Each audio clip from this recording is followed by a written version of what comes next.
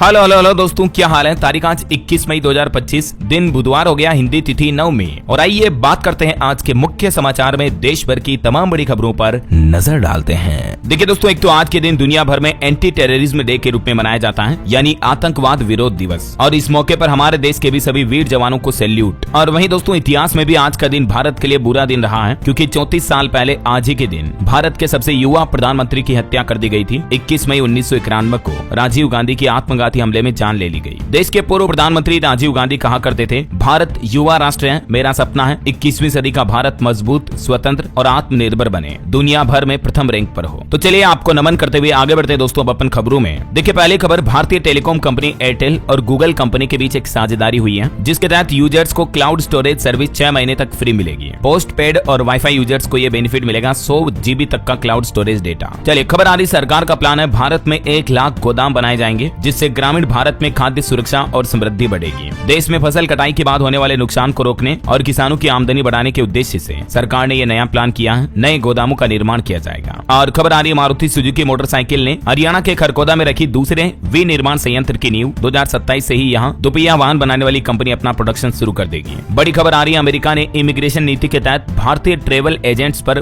Visa पर प्रतिबंध लगा दिया है। अमेरिकी विदेश विभाग के प्रवक्ता की तरफ से इस संबंध में नोटिस जारी किया गया। चलिए अगली खबर देखिए दोस्तों, टाइम मैगजीन ने पहली बार जारी की दुनिया के टॉप 100 परोपकारियों की लिस्ट, जिसमें अंबानी परिवार के भी 2 लोग शामिल हुए हैं। भारत के लिए बड़े गर्व की बात है कि भारत की शख्सियत भी इस लिस्ट में शामिल हुई। दुनिया के 100 सबसे परोपकारियों में मुकेश अंबानी और नीता अंबानी शामिल हैं। इसके अलावा अजीम प्रेमजी और निखिल कामत को भी इसमें जगह मिली है। इस लिस्ट को 4 कैटेगरी में बांटा गया है, जिसमें दशकों से दान करने वाले लोगों के नाम भी शामिल हैं। मतलब जो दुनिया भर से ऐसे लोग जो दान धर्म करते हैं, समाज सेवा करते हैं, ऐसे परोपकारियों की ये लिस्ट है टाइम 100 फिलैंथ्रोपी 2025। और इस टाइम मैगजीन के मुताबिक अंबानी दंपति ने साल 2024 में 407 करोड़ रुपए का दान किया और वे भारत के सबसे बड़े डोनर्स में शामिल हुए हैं। रिलायंस फाउंडेशन के जरिए भी करोड़ों लोगों तक मदद पहुंची। चलिए अगला अपडेट देखिए, मध्य प्रदेश में जल्द ही शुरू होगी कर्मचारियों के लिए कैशलेस स्वास्थ्य बीमा योजना। इस योजना के तहत कर्मचारियों और उनके आश्रितों को कैशलेस मेडिकल ट्रीटमेंट की सुविधा मिलेगी और प्रदेश के 7 लाख से भी ज्यादा सरकारी कर्मचारियों को स्वास्थ्य बीमा का लाभ भी मिलेगा। चलिए बड़ी खबर देखिए, छुट्टियों में देश भर में सरकारी व प्राइवेट स्कूलों में भारतीय भाषा समर कैंप का आयोजन होगा। मातृभाषा के अलावा अन्य भाषाएं, अन्य लैंग्वेज भी बच्चों को सिखाई जाएगी। केंद्रीय शिक्षा मंत्री धर्मेंद्र प्रधान की तरफ से ये नई पहल शुरू की गई है। मतलब इस बार की गर्मी की छुट्टियों में देश भर में समर कैंप आयोजित होंगे, जिसमें स्टूडेंट्स को दुनिया भर की और भारत की अलग अलग भाषाएं सिखाई जाएगी। ये मतलब इस बार शिक्षा विभाग की तरफ से प्लान तय किया गया है देश भर के सभी राज्यों में, है ना। अच्छा, इसके अलावा शिक्षा मंत्रालय की एक और पहल देखिए, स्कूलों के सिलेबस में होगा आकाश और ब्रह्मोस मिसाइलों की सूर्य गाथा का गुणगान भी। बैगलेस डे में बच्चे जानेंगे इनकी खासियत। शिक्षा मंत्रालय ऑपरेशन सिंदूर के तहत ब्रह्मोस और आकाश मिसाइलों की सूर्य गाथा को स्कूली पाठ्यक्रम यानी एजुकेशन सिलेबस में शामिल करने की भी तैयारी कर रहा है। ये पहल भी चंद्रयान की सफलता की कहानी के जैसे ही दर्ज होगी।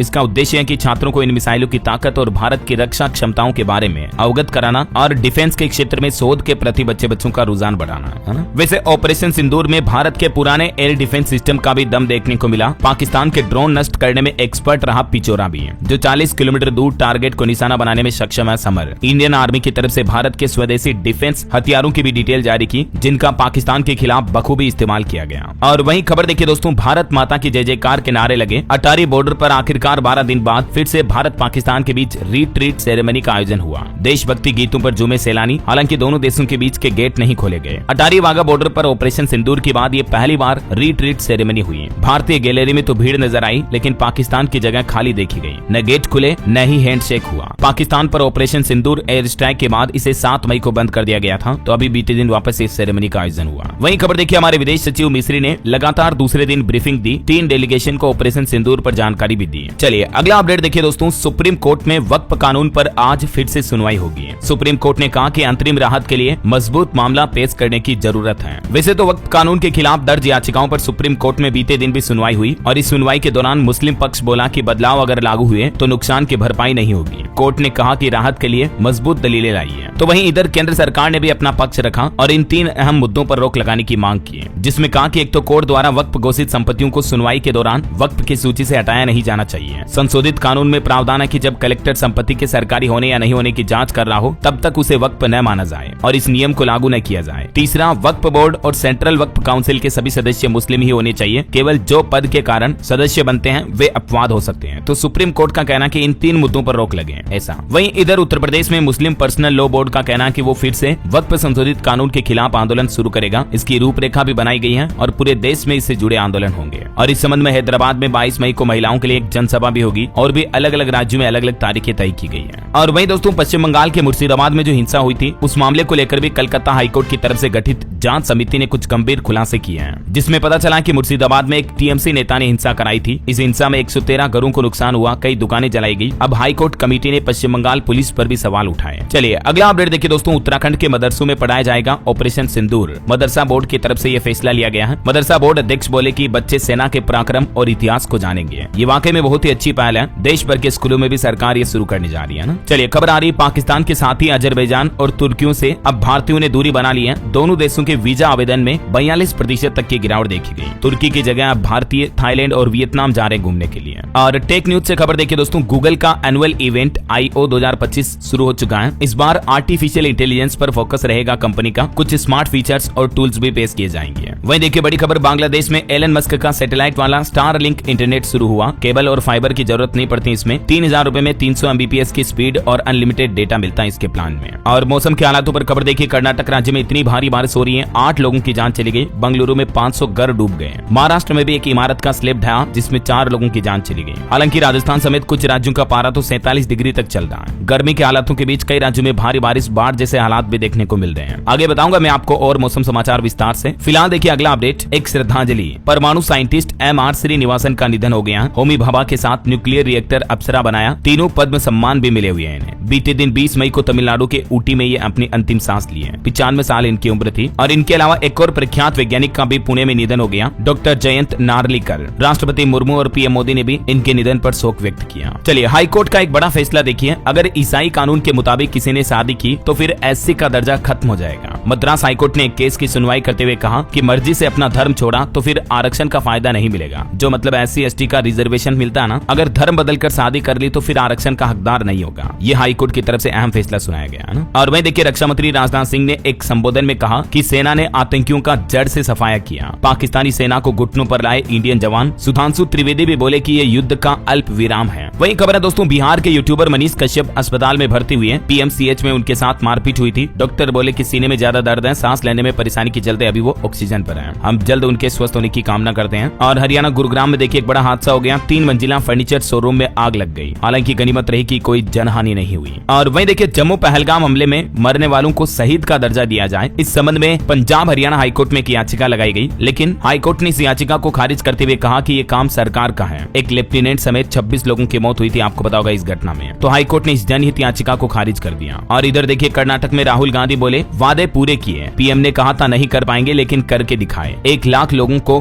घरों का मालिकाना हक मिला। कांग्रेस नेता राहुल गांधी ने कर्नाटक के विजयनगर में संकल्प रैली आयोजित की और इस दौरान ये बातें कही। वहीं सुप्रीम कोर्ट का एक बड़ा फैसला देखिए, अब फ्रेश लॉ ग्रेजुएट्स नहीं दे सकेंगे जुडिशियल सर्विस एग्जाम। कम से कम 3 साल का कोर्ट रूम एक्सपीरियंस होना जरूरी होगा। यानी जुडिशियल सर्विस के लिए 3 साल वकालत करना जरूरी होगा, तभी ये एग्जाम दे पाएंगे। देश के युवा स्टूडेंट्स वगैरह के लिए बड़ा फैसला है। सुप्रीम कोर्ट ने अपने फैसले में 5 बड़ी बातें कही है। देख सकते हैं आप इस फैसले की डिटेल जानकारी भी है। हालांकि ये जो नया नियम है ये पहले से चल रही भर्तियों पर लागू नहीं होगा, भविष्य की आने वाली भर्तियों पर यह नया नियम लागू होगा, ठीक है ना। और वहीं बिटकॉइन ट्रेडिंग पर भी सुप्रीम कोर्ट ने एक फैसला सुनाते हुए कहा कि बिटकॉइन ट्रेड हवाला की तरह अवैध कारोबार है जो कि अर्थव्यवस्था को प्रभावित कर सकता है। सरकार क्रिप्टो करेंसी पर स्पष्ट नीति क्यों नहीं बनाती है। क्रिप्टो करेंसी पर पूरी तरह से बैन लगाना ना समझी होगी क्योंकि वैश्विक व्यापार में ये नए वित्तीय तंत्र तैयार हो रहे हैं, लेकिन भारत में सरकार को इसको रेगुलेट करना चाहिए, कंट्रोल करना चाहिए। ये कहना है सुप्रीम कोर्ट के जज का, देख सकते हैं आप। और अगला अपडेट देखिए दोस्तों, पश्चिम बंगाल में शिक्षकों ने एक बार फिर से प्रदर्शन किया और मुख्यमंत्री ममता बनर्जी बोली कि बाहरी लोग भी इस प्रदर्शन में शामिल हुए। हर चीज की लक्ष्मण रेखा होती है, आंदोलन करने की बजाय कोर्ट में केस लड़ी है। पश्चिम बंगाल शिक्षक भर्ती घोटाले में नौकरी गंवा चुके युवा टीचर्स पिछले 6 दिनों से लगातार प्रदर्शन कर रहे हैं। और गुजरात के अहमदाबाद में देखिए बांग्लादेशी घुसपैठियों के अवैध निर्माण पर एक बार फिर से तगड़ा एक्शन लिया गया। 4 घंटों में 2000 से ज्यादा मकानों और दुकानों पर बुलडोजर चलाया गया और इस एक्शन के दौरान 3000 से ज्यादा जवान भी तैनात रहे। ये तस्वीरों में देख सकते हैं दोस्तों, पूरी की पूरी गांव जैसे इलाकों को, कॉलोनियों को सपाट कर दिया गया, तबाह कर दिया गया, क्योंकि ये अवैध रूप से बांग्लादेशी लोग अहमदाबाद में आकर अपने गाँव बना दिए, पूरे कॉलोनियां बसा दी। देखिए जरा, हाल ही में इससे पहले इस संबंध में याचिका गुजरात हाईकोर्ट में भी लगाई थी, लेकिन हाईकोर्ट ने भी इस एक्शन पर स्टे लगाने की याचिका को खारिज कर दिया। और वैसे भी अभी सरकार बांग्लादेश के खिलाफ कई सख्त एक्शन लिए हैं, कई बांग्लादेशी सामानों पर भी प्रतिबंध लगा दिए हैं। तो इस बीच ये एक और बड़ा एक्शन देखने को मिला है ना। चलिए खेल समाचार पर खबर देखिए। आईपीएल मैच में राजस्थान ने चेन्नई को 6 विकेट से हराया, 17 ओवर में चेज किया 188 रन का टारगेट। वैभव सूर्यवंशी की 50 भी देखने को मिली है। और कोरोना मामलों पर बड़ी खबर आ रही दोस्तों, फिर से लौट आया कोरोना। हमारे देश में भी 2 लोगों की मौत होने की खबर है, 257 मरीज सामने आए। केरल राज्य में अभी सबसे ज्यादा 69 केस चल रहे हैं कोरोना के, क्योंकि दोस्तों आजकल के दिनों में दुनिया भर के कई देशों में कोरोना के मामलों में तेजी से बढ़ोतरी देखी जा रही है और खास तौर पर हांगकांग और सिंगापुर में मामले बहुत ज्यादा बढ़े हैं। इस बीच हमारे स्वास्थ्य मंत्रालय का भी कहना कि भारत में तो स्थितियां नियंत्रण में हैं, समीक्षा बैठकें भी आयोजित की जा रही हैं। सिंगापुर में तो अभी कुछ ही दिनों में 14,000 नए मामले सामने आए सिर्फ इस महीने मई में ही। और भारत में भी अब कोरोना रिटर्न हो चुका है। कुछ राज्यों में ज्यादा केस होने के चलते स्वास्थ्य विभाग ने अलर्ट भी जारी किया। भारत में बीते 7 दिन में 93 मरीज मिले। केरल में सबसे ज्यादा 69 केस हैं। पूरे एशिया महाद्वीप में कोविड-19 मामलों में बढ़ोतरी देखी जा रही है। ऐसे में कई एक्सपर्ट इस बात को लेकर भी चिंता जता रहे हैं कि क्या फिर से कोरोना की एक नई लहर आ रही है। अभी जो कोरोना वायरस संक्रमण फैल रहा उस वेरिएंट का नाम है JN.1 और ये कोरोना के पहले ओमिक्रॉन वाले वेरिएंट का ही म्यूटेंट वर्जन है। तो इस बारे में अगर आप डिटेल जानकारी देखना चाहते तो मैंने DLS न्यूज चैनल पर कल एक वीडियो डाला था अलग से, ये देख लीजिएगा आप। और हमारे भारत में मुंबई में 2 कोरोना पॉजिटिव की मौत होने की खबर है। हालांकि डॉक्टरों का कहना कि पुरानी बीमारी से उन लोगों की जान गई। सिंगापुर में संक्रमण के 3000 और नए मामले भी सामने आ चुके हैं। तो सावधान रहें। कुल मिलाकर दोस्तों भीड़ भाड़ वाली जगहों पर जाने से बचें और मास्क वगैरह का इस्तेमाल करें, है ना। बहरहाल अभी तो कुछ और महत्वपूर्ण और काम की खबरें देखेंगे अपन, लेकिन फिलहाल वक्त तो चला है आज के ताजा मौसम समाचार जानने का। और हाँ, एक छोटी सी गुजारिश आपसे ये है, अगर आप DLS न्यूज चैनल से अभी तक भी जुड़े नहीं हो दोस्तों तो जुड़ जाइए। चैनल को सब्सक्राइब करके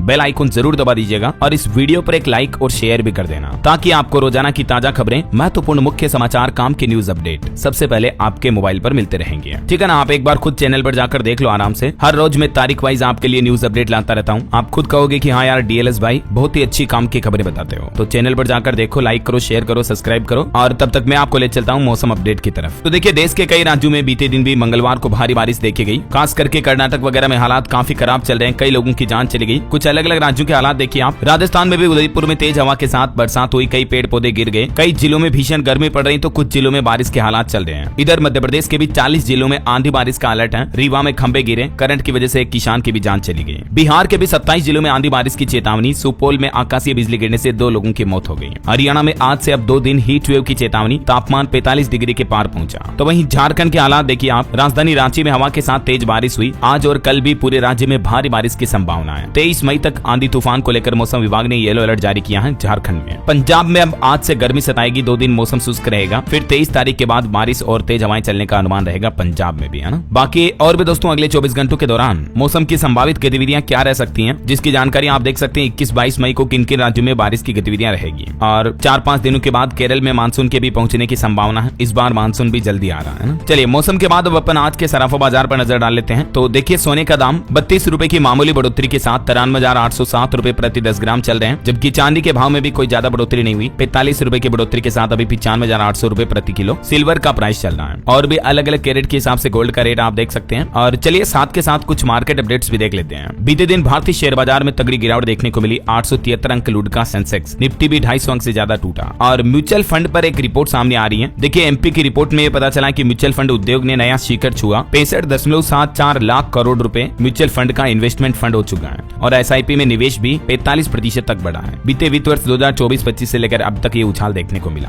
और रेलवे की तरफ से एक नया मोबाइल ऐप लॉन्च किया गया। मैंने आपको बताया था स्वरेल करके ऐप। इसमें आप टिकट बुकिंग से लेकर खाना ऑर्डर करने तक सब एक ही जगह से कर पाएंगे। IRCTC के मोबाइल ऐप से ये थोड़ा अलग है। इसमें यात्रियों को कई सुविधाएं भी मिलेगी। इस ऐप का इंटरफेस कुछ यूं होगा। आप गूगल प्ले स्टोर या एप्पल ऐप स्टोर पर इसको डाउनलोड कर सकते हैं। इसमें ट्रेन टिकट से लेकर ट्रेन का लाइव स्टेटस चेक करने तक एक ही मोबाइल ऐप पर आपको रेलवे की सारी सेवाएं मिल जाएगी। लाइव ट्रैकिंग और रेलवे से संबंधित कोई शिकायत करनी है तो ये सुविधा भी उपलब्ध होगी। इस ऐप के बेसिक फीचर्स क्या होंगे देख सकते हैं आप। और निवेशकों के लिए भी खबर आ रही है। केडिला, श्री लोटस डेवलपर समेत 7 कंपनियों के IPO को सेबी से हरी झंडी मिल चुकी है। 3000 करोड़ रुपए जुटाने की प्लानिंग है इन कंपनियों की। चलिए अगला अपडेट देखिए। जिनेवा में 78वीं विश्व स्वास्थ्य सभा का आयोजन हुआ और इस बार इस सभा की थीम रखी गई है वन वर्ल्ड फॉर हेल्थ। इस सभा में PM मोदी भी बोले कि सबसे बड़ा स्वास्थ्य नेटवर्क भारत के पास है। आयुष्मान योजना से 580 मिलियन लोगों को मुफ्त इलाज मिला। PM मोदी ने भी इस सभा के 78वें सत्र को संबोधित किया। चलिए अगली खबर आ रही है। UPI यूजर्स के लिए बड़ी खुशखबरी। अब ऑनलाइन पेमेंट करने पर मिलेगा तगड़ा कैशबैक। दरअसल सरकार UPI लेनदेन को बढ़ावा देने के लिए एक नई योजना पर काम कर रही है, जिसके तहत अब अगर आप जैसे 100 रुपए का सामान खरीदते हैं तो UPI पेमेंट करने पर आपको 98 रुपए ही चुकाने पड़ सकते हैं। मतलब 1.5-2% तक का कैशबैक मिलेगा आपको अलग अलग तरह की ऑनलाइन खरीदारी पर भी। एनपीसीआई मिलकर इस योजना पर काम कर रहा है और मीडिया रिपोर्ट्स के मुताबिक इसी महीने ये योजना शुरू हो सकती है। और युद्धाभ्यास पर खबर आ रही है, चीन के करीब असम के जंगलों में भारतीय सशस्त्र बलों ने दिखाई अपनी ताकत, सीमा पर गरजेंगे सुखोई विमान भी। कल से ये युद्धाभ्यास शुरू हो चुका है, जो कि 31 अगस्त तक चलेगा, असम अरुणाचल प्रदेश की सीमा के पास जंगलों में। वही खबर है, गुजरात में 22 मई को आयोजित होगा स्वागत कार्यक्रम, मुख्यमंत्री भूपेंद्र पटेल नागरिकों की शिकायतों का निवारण करेंगे। चलिए बड़ी खबर देखिए, सुप्रीम कोर्ट ने देश भर के सभी राज्यों और केंद्र सरकार को निर्देश जारी किया, कहा कि हर जिले में नियुक्त करें संरक्षण अधिकारी और इन अधिकारियों की ये ड्यूटी होगी घरेलू हिंसा पीड़ित महिलाओं की सुरक्षा सुनिश्चित करेंगे। शीर्ष कोर्ट ने उन्हें मुफ्त कानूनी सहायता के अधिकार का प्रचार करने को भी कहा है। वही खबर देखिए, जल जीवन मिशन परियोजनाओं का भी अब निरीक्षण किया जाएगा, 4 राज्यों में 100 टीमें भेजेगा केंद्र, जल जीवन मिशन के बारे में लोगों को जागरूक करने और इसके बेनिफिट बताने के लिए। और देखिए, कांग्रेस ने पीएम मोदी पर सवाल करते हुए कहा कि 11 साल में 151 अंतर्राष्ट्रीय यात्राएं की, 72 देशों में गए। कांग्रेस अध्यक्ष मल्लिकार्जुन खड़गे ने पीएम मोदी की विदेश नीति पर सवाल उठाते हुए कहा कि इतनी यात्राएं करने के बावजूद भारत को उतना अच्छा अंतर्राष्ट्रीय समर्थन क्यों नहीं मिल पा रहा है। और व्यापारियों के लिए एक अच्छी खबर आ रही, छोटे व्यापारियों को आगे बढ़ाने के लिए PHDCCI ने लॉन्च किया SME मार्केट सेंटिमेंट इंडेक्स। इसके जरिए उद्योग निकाय की कोशिश सरकार की पहलों का छोटे उद्योगों पर असर बताना और इंडस्ट्री की वर्तमान स्थिति का पता लगाना है। वहीं हिमाचल प्रदेश सरकार की नई पहल देखिए, 6000 NPS कर्मचारियों को मिलेगा 2% अतिरिक्त DA। पुरानी पेंशन का इंतजार कर रहे राज्य बिजली बोर्ड के 6000 NPS कर्मचारियों को अब एक्स्ट्रा महंगाई भत्ता मिलेगा। मतलब ये हिमाचल सरकार की तरफ से नई पहल है बिजली कर्मचारियों के लिए, है ना। और रेलवे से एक अच्छी खबर देखिए दोस्तों, दिल्ली से लेकर मेरठ तक के लिए लोगों के लिए अच्छी खबर आई है। एक साथ दौड़ेगी नमो भारत ट्रेन और मेरठ मेट्रो ट्रेन, जल्दी ये ट्रैक पर रनिंग करते नजर आएगी। और खबर है, FCI और CWC के गोदाम हाईटेक होंगे, 1280 करोड़ रुपए खर्च करेगी सरकार। अभी शुरुआत में मैंने एक खबर बताई थी, सरकार 1 लाख नए गोदाम खोलने का भी प्लान कर रही है और अब करोड़ों रुपए से जो वर्तमान में गोदाम है उनके इंफ्रास्ट्रक्चर को भी सही किया जाएगा, ये भी सरकार का प्लान है ना। गेहूं खरीदारी पर भी सरकार ने डेटा जारी किए, 290 लाख टन गेहूं खरीदा गया अब तक कुल, और टोटल 320 से 325 लाख टन होने की उम्मीद है। भूकंप पर खबर आ रही दोस्तों, भारत के पड़ोसी देश नेपाल में भूकंप से हिली धरती, 4.7 तीव्रता का भूकंप आया, हालांकि गनीमत रही कि जान माल का नुकसान नहीं हुआ। चलिए बड़ी खबर देखिए, क्वालिटी टेस्ट में फेल हुए 196 दवाओं के सैंपल, स्पेशली एक राज्य में नकली दवाओं का बड़ा खुलासा सामने आया। CDSCO यानी central drugs standard control organisation की जांच में आपको पता होगा पिछले महीने अप्रैल में भी 196 दवाओं की सैंपल ली गई जो नॉट ऑफ स्टैंडर्ड क्वालिटी के मिले, यानी सही नहीं पाए गए। और अब कुछ और दवाओं के सैंपल भी इस लिस्ट में फेल पाए गए हैं, खास करके बिहार राज्य से दवाओं के नमूनों में ये बड़ी गड़बड़ी देखी गई। और वहीं देखिए, सरकार ने किसानों को बड़ी सौगात दी, बिना सिविल स्कोर के भी अब लोन मिल पाएगा। आने वाली खरीफ फसलों की बुआई से पहले सरकार की तरफ से ये बड़ी सौगात दी गई है। खास करके महाराष्ट्र राज्य में मुख्यमंत्री ने ये निर्देश जारी किया कि बैंक किसानों का सिविल स्कोर ना चेक करें और उन्हें कृषि लोन दे दें। सिविल स्कोर नहीं मांगेंगे अब बैंक, वरना बैंकों पर एक्शन लिया जाएगा। चलिए, भारतीय रिजर्व बैंक RBI का एक बड़ा ऐलान देखिए, एक और बैंक का लाइसेंस कैंसिल कर दिया है। RBI ने लखनऊ के HCBL कोऑपरेटिव बैंक का लाइसेंस रद्द कर दिया है और इस बैंक के खाताधारकों को यानी डिपोजिटर्स को 5 लाख रुपए तक का इंश्योरेंस कवर मिलेगा, यानी 5 लाख रुपए तक के उनके खाते में जमा पैसे हैं वो पूरे वापस मिल जाएंगे। चलिए खबर देखिए, उत्तर प्रदेश में प्राइमरी के बाद अब माध्यमिक स्कूलों में भी गर्मी की छुट्टियों की घोषणा हो चुकी है। शिक्षा मित्रों के बहिष्कार के बीच समर कैंप का आयोजन भी होगा आज से।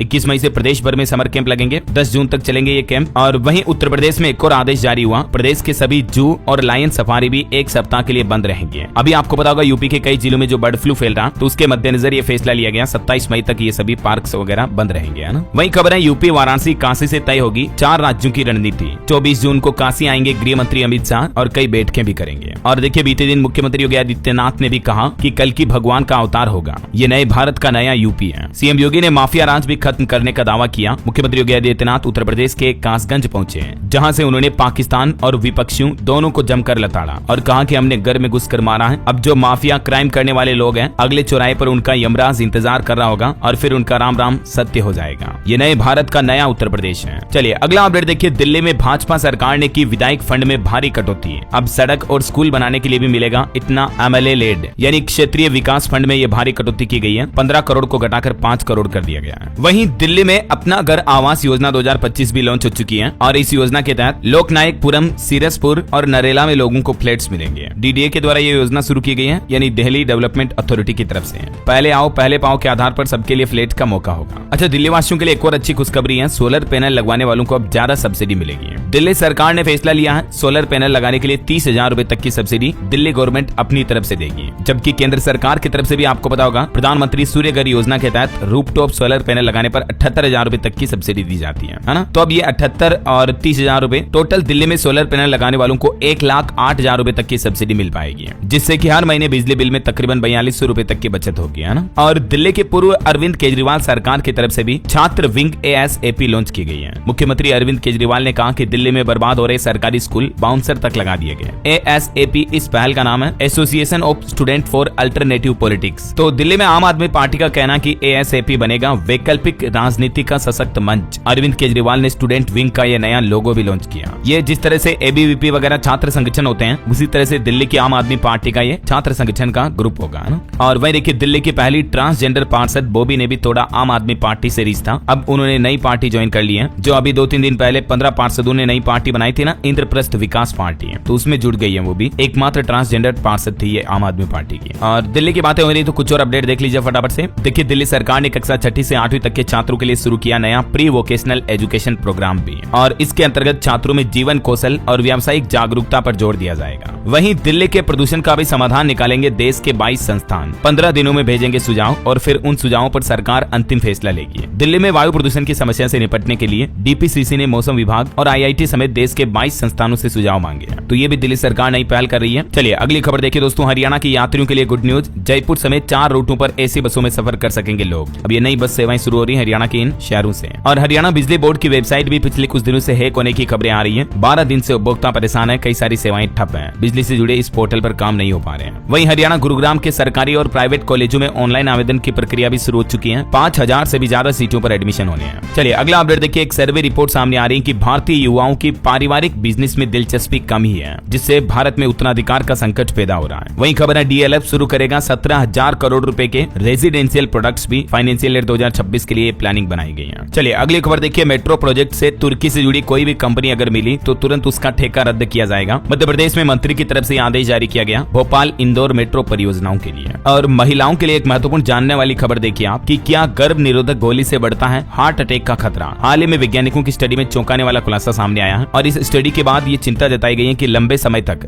गर्भ निरोधक गोलियों का सेवन करने से महिलाओं में स्ट्रोक और हार्ट अटैक का खतरा बढ़ सकता है। लेकिन वैज्ञानिकों ने अपनी नई स्टडी में पाया, ये अंतर्राष्ट्रीय रिसर्च सामने आई हाल ही में, कि जो नई पीढ़ियां हैं जिनमें हार्मोन की मात्रा कम होती है, उनमें तो ये जोखिम कम पाया जाता है। लेकिन खास करके ऐसी महिलाएं जो गर्भ निरोधक दवाइयों का सेवन तो करती हैं, उसके अलावा जैसे धूम्रपान करने वाली महिलाएं हो गई, या जिन्हें हाई ब्लड प्रेशर या हाई कोलेस्ट्रॉल की प्रॉब्लम है, तो उनके लिए ये और भी ज्यादा खतरनाक हो सकता है। या फिर जिन महिलाओं के परिवार की हिस्ट्री में किसी सदस्य को पूर्व दादा दादियों को हार्ट अटैक का इतिहास रहा है, तो ऐसी महिलाओं के लिए भी जोखिम ज्यादा हो जाता है गर्भ निरोधक दवाओं से हार्ट अटैक आने का। तो इसीलिए अपने हेल्थ का चेकअप करवाएं, डॉक्टर से सलाह लेने के बाद ही इस तरह की दवाओं का सेवन करें, है ना। चलिए टेक न्यूज से खबर देखिए दोस्तों। पेटीएम कंपनी एक नया प्राइवेसी फीचर लेकर आ रही है। अब आप अपने ट्रांजैक्शन को भी छुपा पाएंगे। वहीं सरकारी कर्मचारियों के लिए एक नया UPS कैलकुलेटर जारी किया गया है। NPS ट्रस्ट की तरफ से ये कैलकुलेटर जारी किया गया, देख सकते हैं आप, जहां पर सरकारी कर्मचारी कैलकुलेट कर पाएंगे कि उन्हें उनकी नौकरी के बाद कितनी पेंशन मिलेगी, अभी उनकी सैलरी कितनी है वगैरह वगैरह। ये डेटा फीड करने के बाद आप अपनी पेंशन भी कैलकुलेट कर सकेंगे, है ना। चलिए दिल्ली के लोगों के लिए एक और खुशखबरी आ रही है। हाउस टैक्स में बड़ी राहत मिली है। अब नहीं देना होगा कचरा यूजर चार्ज। दिल्ली नगर निगम की तरफ से कचरा इकट्ठा करने के लिए लगाए जाने वाले यूजर चार्जेस को खत्म कर दिया है। तो हाउस टैक्स में अब ये सरचार्ज टैक्स वगैरह नहीं लगेगा ना। वहीं देखिए दोस्तों, गृह मंत्री अमित शाह की अध्यक्षता में सहकारी डेयरी क्षेत्र में बड़ी पहल की गई। 3 नई बहुराज्य समितियों की घोषणा की गई है। और IB प्रमुख तपन कुमार डेका का कार्यकाल 1 साल और बढ़ाया गया। वहीं करंट अफेयर्स के हिसाब से एक इंपोर्टेंट अपडेट है। माउंट एवरेस्ट फतह करने वाली CISF की पहली अधिकारी बनी गीता समोटा। मैंने कांग्रेट्स इनको। और केंद्रीय मंत्री ज्योतिरादित्य सिंधिया का कहना है कि भारत में उपग्रह संचार बाजार साल 2028 तक $20 बिलियन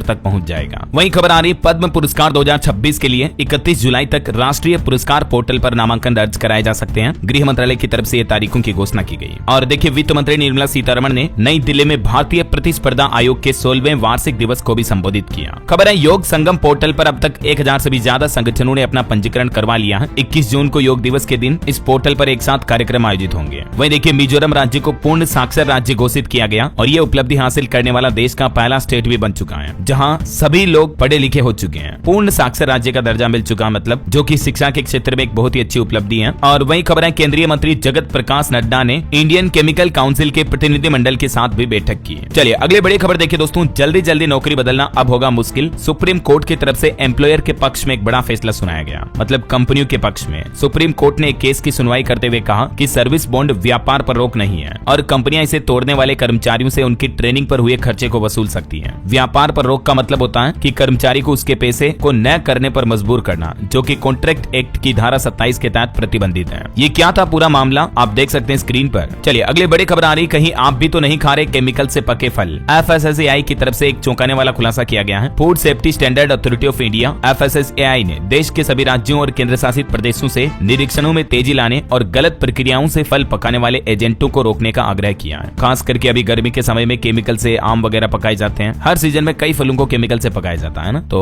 इसके रिगार्डिंग अभी हाल ही में मैंने आपको एक खबर भी बताई थी DLS न्यूज चैनल पर कि किस तरह से आप पहचान वगैरह कर सकते हैं केमिकल से पके फलों की। आप सर्च करना DLS न्यूज मैंगो तो आपको पता चल जाएगा, ठीक है ना। चलिए अगला अपडेट देखिए दोस्तों। त्रिपुरा राज्य ने किसानों को सशक्त बनाने के लिए विकसित कृषि संकल्प अभियान शुरू किया। वहीं भारत ने बांग्लादेश को छोड़कर म्यांमार के रास्ते पूर्वोत्तर के लिए नया समुद्री मार्ग भी तैयार किया। इसका रूट मैप भी आप देख सकते हैं। और एक रिपोर्ट सामने आ रही दोस्तों, हमारे 23 राज्यों में सरकारी स्कूलों में नामांकन में बड़ी गिरावट देखी गई। अब शिक्षा मंत्रालय ने तत्काल प्रभाव से जांच की मांग की है, जिनमें से कुछ प्रमुख गिरावट वाले राज्यों की लिस्ट आप देख सकते हैं। सबसे ज्यादा यूपी, बिहार, राजस्थान में हुई है। और बड़ी खबर आ रही है, 70 कंपनियों ने 23,000 करोड़ रुपए की इलेक्ट्रॉनिक्स कंपोनेंट विनिर्माण योजना के तहत आवेदन किया। वहीं चाइना के दुर्लभ मृदा निर्यात पर प्रतिबंध से भारत के इलेक्ट्रिक वाहन महत्वाकांक्षाओं को खतरा है। और खबर आ रही, चीन और कंबोडिया ने सैन्य संबंधों को बढ़ावा देने हेतु भी गोल्डन ड्रैगन 2025 लॉन्च किया। चलिए अगला अपडेट देखिए। यूट्यूबर ज्योति से NIA की पूछताछ चल रही है। टेरर लिंकिंग की भी जांच हो सकती है। ज्योति के क्लाउड स्टोरेज में रडार और BSF मूवमेंट के वीडियो भी मिले हैं। यूट्यूबर ज्योति ने मध्य प्रदेश उज्जैन में भी वीडियो बनाए थे, लेकिन उनको अपलोड नहीं किया था। पाकिस्तान जासूस के उज्जैन इंदौर कनेक्शन की भी जांच करेगी अब SIT। जासूस ज्योति राजस्थान में पाकिस्तान बॉर्डर तक गई थी। मुनाबाव रेलवे स्टेशन सहित प्रतिबंधित इलाकों का वीडियो भी बनाया था। ज्योति मल्होत्रा को लेकर कुछ और चौंकाने वाले खुलासे सामने आ रहे हैं। एक तो उसने बांग्लादेश वीजा के लिए भी अप्लाई किया था। वहीं ज्योति मल्होत्रा की अब डायरी भी मिली है, उसमें भी पाकिस्तान का प्रेम झलक रहा। 2 पेज में लिखी थी पड़ोसी मुल्क की वाही वाही। डायरी में लिखा था कि पाकिस्तान की आवाम से काफी मोहब्बत मिली है। ये सरहदों की दूरियां पता नहीं कब तक बरकरार रहेगी। और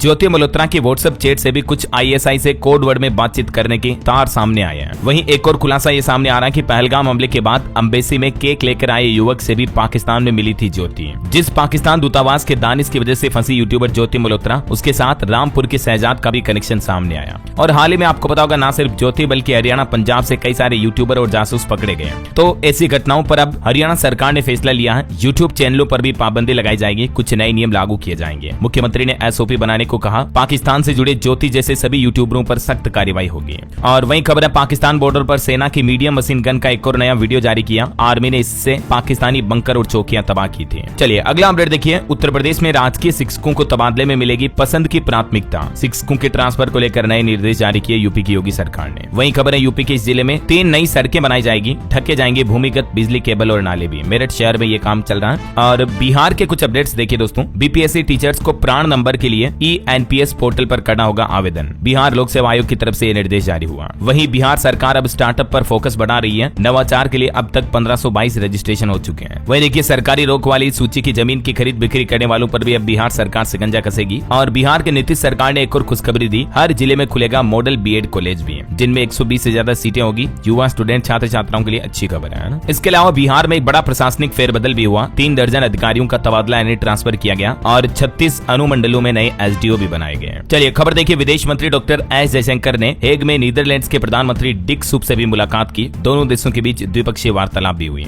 और दिल्ली के मुख्यमंत्री रेखा गुप्ता ने नई दिल्ली के ताल कटोरा स्टेडियम में दिल्ली गेम्स 2025 का उद्घाटन भी किया। चलिए कुछ और स्टेट न्यूज अपडेट देख लेते हैं फटाफट से। देखिए, मध्य प्रदेश में सरकार की नई पहल, सड़क हादसे में घायलों को गोल्डन हावर में मिलेगा मुफ्त इलाज। राष्ट्रीय राजमार्ग पर हादसों के लिए केसलेस सुविधा भी शुरू होगी। जून से ही मध्य प्रदेश में ये नई स्कीम शुरू होने जा रही है। इसके अलावा घायल एक्सीडेंट को अस्पताल पहुंचाने वालों को भी 25,000 रुपए तक का इनाम दिया जाएगा। मध्य प्रदेश के मुख्यमंत्री डॉक्टर मोहन यादव की कैबिनेट बैठक में ये बड़ा फैसला लिया गया है। और जल्दी PM मोदी भी मध्य प्रदेश में इंदौर मेट्रो और दतिया सतना एयरपोर्ट का लोकार्पण करेंगे। बताया जा रहा है कि इसी महीने मई में PM मोदी का दौरा होगा। और भी मध्य प्रदेश की मोहन कैबिनेट बैठक में ये 4 बड़े फैसले लिए गए। देख सकते हैं आप इन फैसलों की डिटेल जानकारी भी। और खबर है, मध्य प्रदेश के 5 शहरों में मिलेगी मेट्रोपॉलिटन अथॉरिटी की सौगात। इंदौर भोपाल का 19,000 वर्ग किलोमीटर का एरिया भी डेवलप किया जाएगा। और इन 5 शहरों में शामिल है इंदौर, भोपाल, जबलपुर, ग्वालियर और उज्जैन। वहीं देखिए, भारत पाकिस्तान बॉर्डर पर सख्ती बढ़ती जा रही है। कार से लाए 12 करोड़ की हीरोइन जब्त हुई राजस्थान में। और राजस्थान में जयपुर दिल्ली के बीच भी सुपर लग्जरी बसें फिर से शुरू होगी। वहीं प्रधानमंत्री नरेंद्र मोदी भी कल 22 तारीख को राजस्थान का दौरा करेंगे। यहाँ 26,000 करोड़ की नई विकास परियोजनाओं का उद्घाटन भी करेंगे। और इस दौरान कल देश भर में 103 अमृत भारत स्टेशनों का भी उद्घाटन करेंगे वर्चुअल माध्यम से, देश भर के अलग अलग राज्यों में, है ना। और देखिए दोस्तों, बीते दिन राजस्थान में एक बड़ी घटना भी हो गई। 68 भैंसों की मौत से 40 परिवार तबाह हो गए। इनमें से ज्यादातर भैंसें गर्भवती थी। दरअसल ये सभी भैंसें एक तालाब में नहाने के लिए गई, लेकिन उस तालाब में करंट फैल गया। 11,000 वोल्टेज की लाइन का तार जा रहा था पास से, तो उस खंबे की वजह से तालाब में करंट फैला। राजस्थान के 12 जिले के जलवाड़ा गांव का ये मामला मामला है। वहीं खबर है छत्तीसगढ़ शराब घोटाला मामले में रेड डली, 90 लाख रुपए बरामद हुए। दुर्ग भिलाई में 30 से ज्यादा जगहों पर छापेमारी हुई। झारखंड शराब घोटाले पर भी खबर आ रही, आईएएस विनय चौबे और गजेंद्र सिंह को गिरफ्तार किया गया, एसीबी ने कोर्ट में पेश किया। वहीं छत्तीसगढ़ के भी 5 रेलवे स्टेशनों का पीएम मोदी उद्घाटन करेंगे 22 मई को, कल। और देखिए छत्तीसगढ़ सरकार ने आयोग के अध्यक्ष भी बदले, नए सिरे से बांटे गए पद। मुख्यमंत्री विष्णुदेव साय ने दी प्रभार में बदलाव की जानकारी।